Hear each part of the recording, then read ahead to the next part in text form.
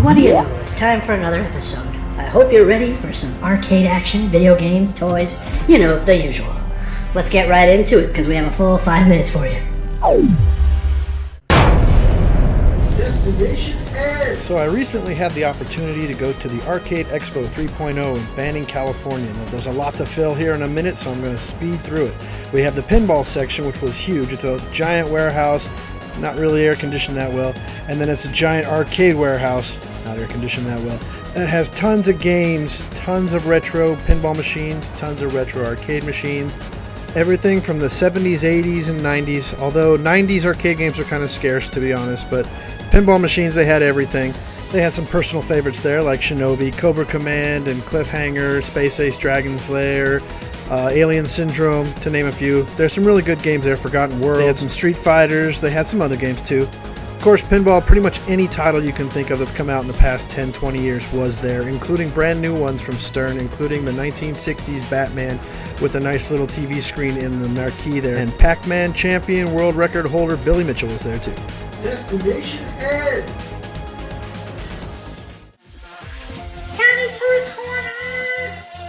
This is the part where I show you the customs I've been working on or painting.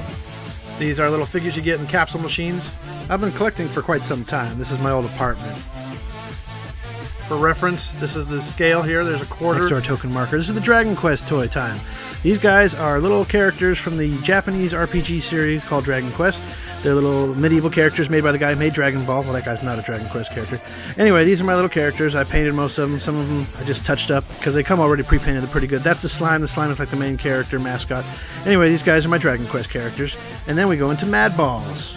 Madballs are a revival from the 80s. They come in blind bags and blind boxes now from different companies. They are well made and I highly recommend them. Toys R Us has them, I think. There you go.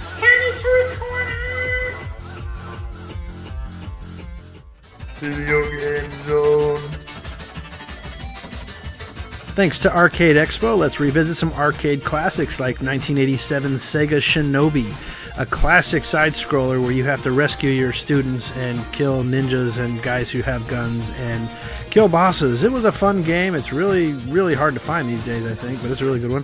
They actually had bonus stage with ninja stars. Highly recommend. Then we also have Forgotten Worlds by Capcom, 1988. It was a shoot-'em-up space game. Guys look like Contra characters, so it's kind of like Space Contra. You fly around shooting different aliens and spaceships that are trying to shoot you down and whatnot. Also, you fought a lot of god characters like the Sphinx or a giant blue monster here. It's a good game. And then we have Alien Syndrome by Sega, a classic top-down game where you have to save your comrades in a space station. They're all cocooned in several areas of the space station.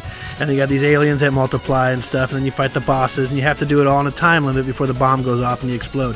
And there was like 8 different spaceships, 8 different levels. It was a really cool game for its time, 1987. That's Alien Syndrome. Video Game Zone.